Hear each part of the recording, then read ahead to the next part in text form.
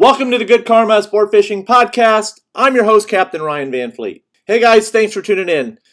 So I've been extremely busy with spring break charters, just getting them in as far as in between the big blows and so forth. So blowing 30 miles an hour today, not much I can do with that, so I'm home today. But it's great because when I am home, I'm catching a break and I'm getting all my gear retooled. I've got a lot of stuff going on for that I'm planning for the spring, so you'll just have to see what I got planned, keeping that tight-lipped. Now, it is springtime, transition time, meaning one day is good, the next day can be really slow as far as the dolphin fishing goes. But one thing that I really love to do is target large flag yellowtails when conditions are right, okay? When conditions are right. So if you're traveling down to the Florida Keys and you've been watching all the YouTube videos about catching large flag yellowtails, now's the time because they're starting to move in the spawn. April, in my opinion, is one of the absolute best time to target these large flag yellowtails, and they're there now. So just FYI. But with the big schools of yellowtail, larger flag yellowtails come giant schools of barracuda. Like this year, the barracuda population is just like recovered. There's a ton of barracudas, a ton. More so down in Key West, I've heard. But what I'm seeing out there now on each school is that I'm fishing personally, there's 3 to 4 barracudas a school versus 1. So I'm like, oh my gosh. Now, a lot of guys go and they kill the barracudas, and like I said in previous podcasts, that can really wreck your fishing because I've seen days where you've taken barracudas off schools and the fish shut down.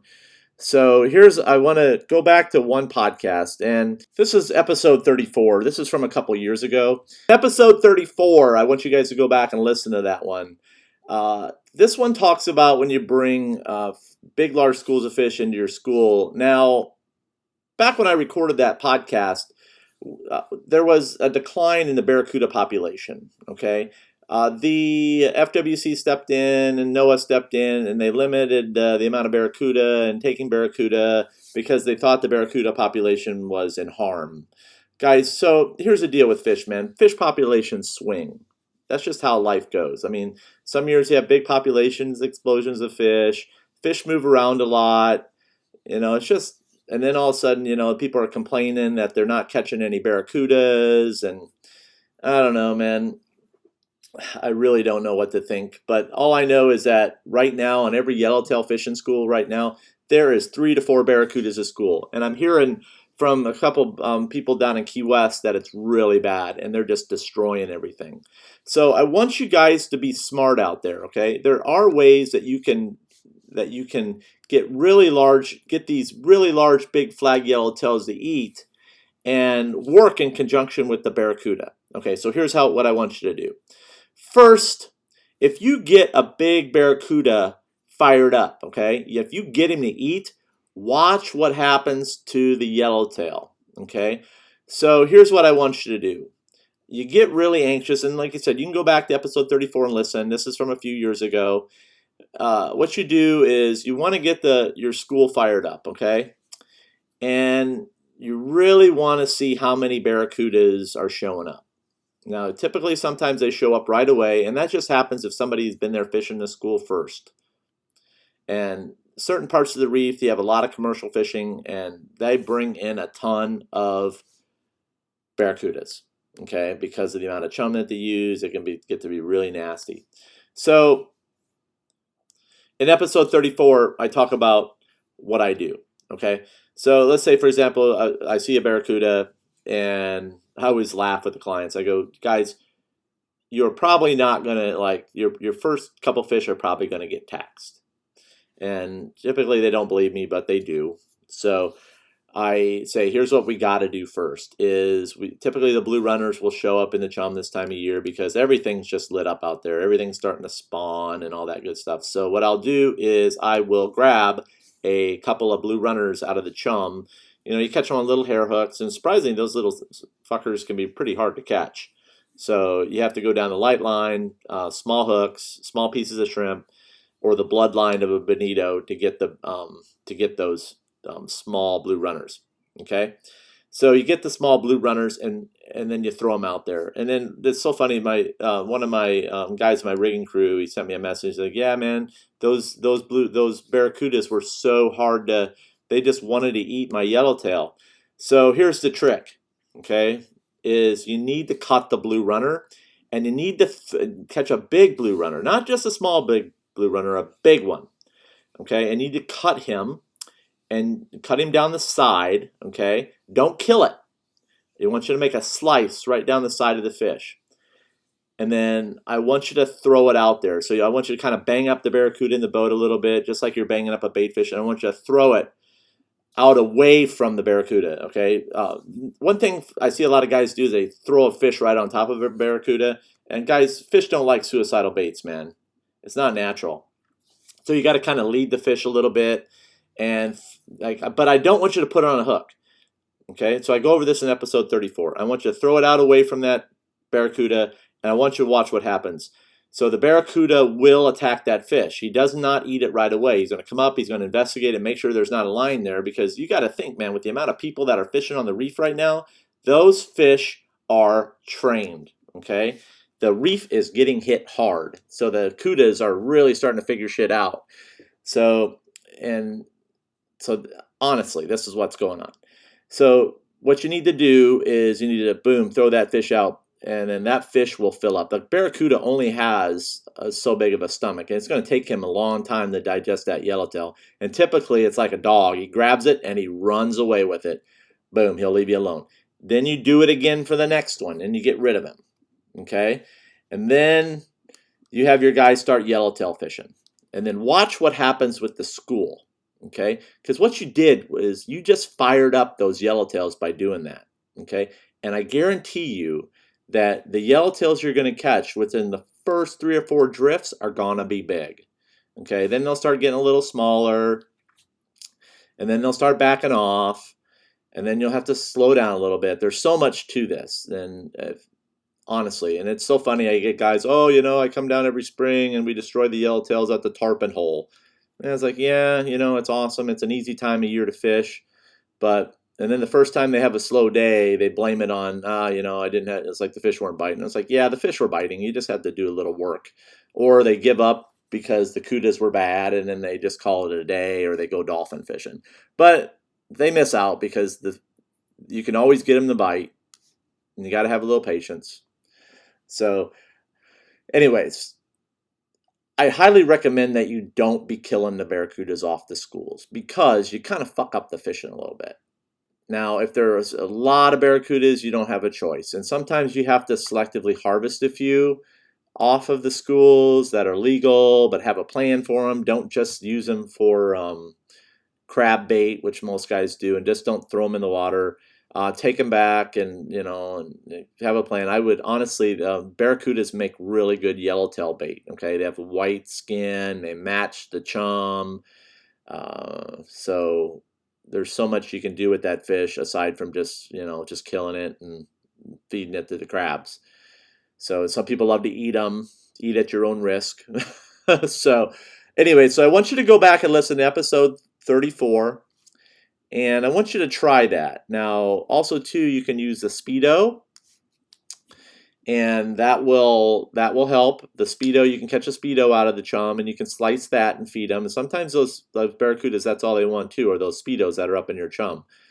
So, or you make a sacrifice to the or put some smaller, like legal size yellowtail in your live well, and just wait. And then once a cuda shows up, you pick that yellowtail up, you slice them along the side, and you feed that barracuda.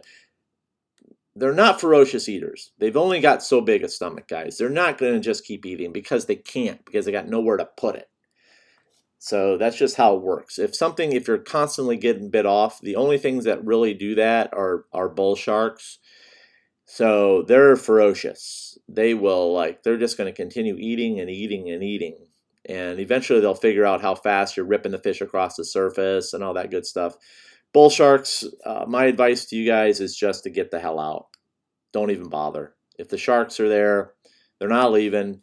especially if they're there on the reef by yourself. So, I mean, they don't spread out, and unfortunately, that's just how it rolls. So, if you're on the reef by yourself, yellowtail fishing, and the bull sharks show up, you might as well get the hell out. So, and that happens with mutton snappers too. I mean, the cudas will eat the mutton snappers just as well as anything else on the reef. Hogfish, they'll destroy them. So you just got to figure it out, man. There's ways to do it, and yeah, you can kill them and all that other good stuff. But honestly, I've seen it to where the fish shut off because when you, especially on the patries, when you take a cuda off a school, I don't know, man. I've seen it. I've seen amberjacks like this on mutton snapper spots. When you take a big AJ off a spot, the fish shut down. It's just like when you're mutton snapper fishing, and sometimes when you miss a mutton on the bottom, it shuts the whole damn school down. They just start when they're really finicky, and you're marking fish, and you hammer one, and then all of a sudden you miss one, and you go back over to school, and they quit biting. That's just how shit goes, man. It just if when they're really finicky, it's just the schools react differently. That's fishing. So I hope that all makes sense today. But honestly, I want you guys to go back and listen to some of my earlier podcasts, episode 34. Listen to some of my old yellowtail fishing podcasts. Now, I don't put any baits down on the bottom this time of year when I'm in close, and because grouper season's closed, and I don't like to catch those black groupers. I really don't, because it just kind of, I don't know. I just don't like to. And the mutton snappers, they'll show up here pretty soon. They're going to show up in 140 foot, 175. They're going to be along that ledge there, up and down the Keys. Like I said, the best areas are the French Reef areas and up to the elbow.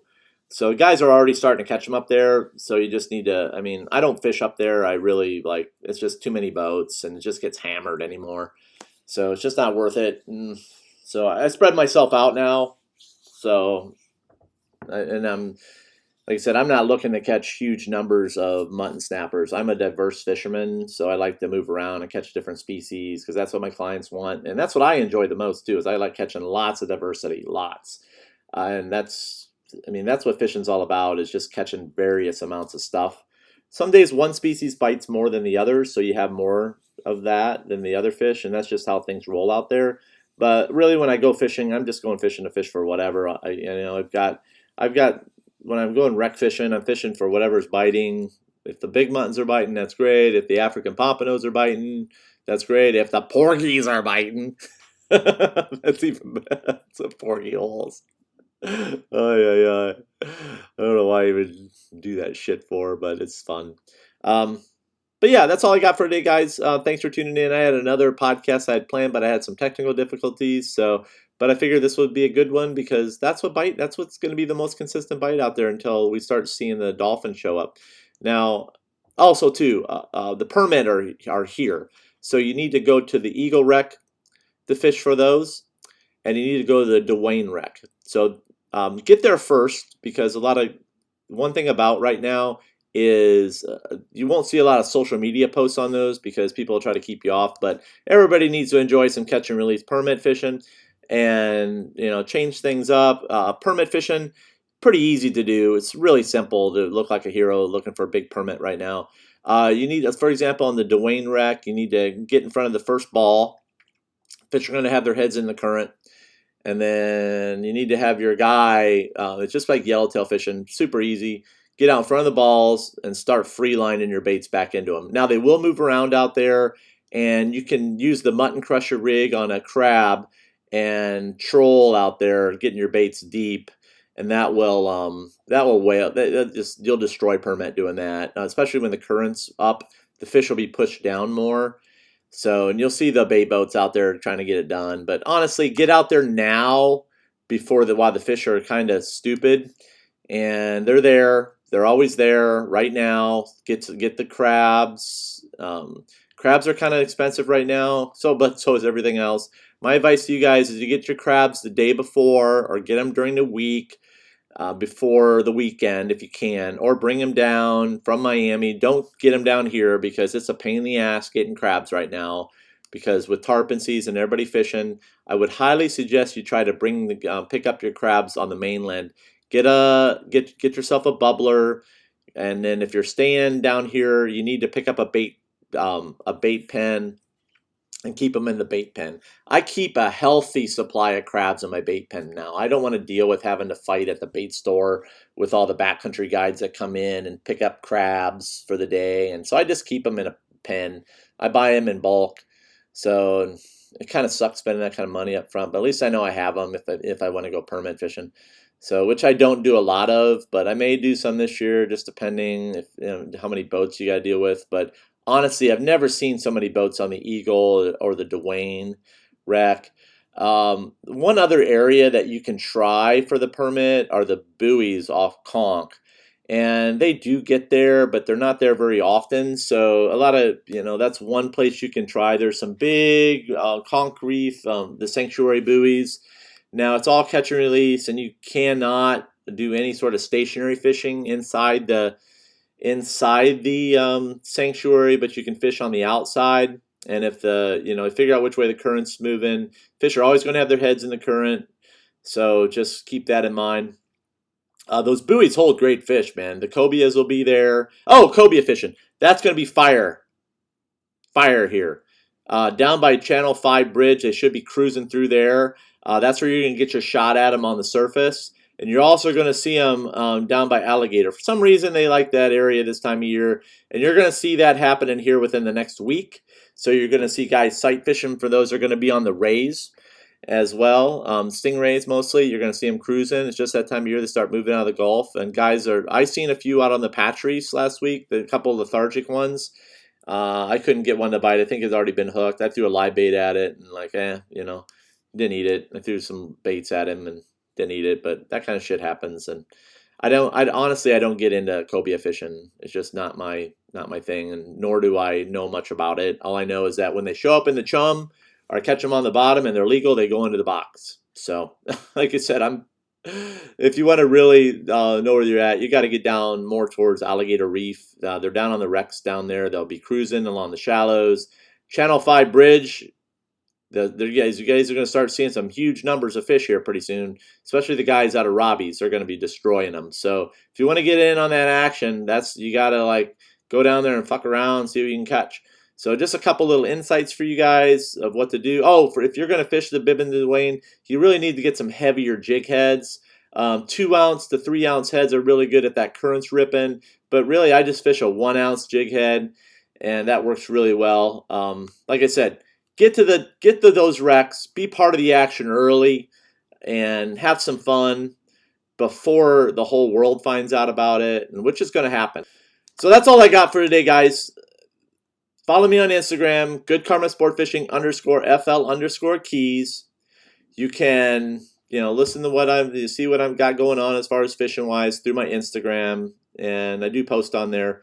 Also, too, you can check out my website, goodkarmasportfishing.com, and also to my tackle store. I've got some cool stuff in there now for this spring and some new stuff. It's goodkarmafishingtackle.com, and if you'd like to join up with the rigging crew, I've got some really cool shit that we're doing in there. Discounts on tackle, discounts on rods. I've got guest speakers coming on, so I'm really, really, really working at making that a badass fishing club. So badass crew. The guys that are in there, man, they're really killing it now with some of the lures that I'm showing them and some of the stuff and some of the ideas that we're coming up with.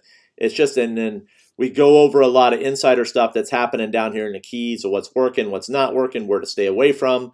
And it's just been an awesome group, just awesome. So I'm really working at bringing in some tackle discounts for them. And I brought in some and rod discounts, just a lot of stuff. And also too, I'm doing rigging videos in there for them and some how-tos. It's an open forum for people to ask me specific questions that in that group. So if you'd like to be part of the group and learn more now, it just the type of stuff that I'm doing in there just doesn't apply to the Florida Keys, okay?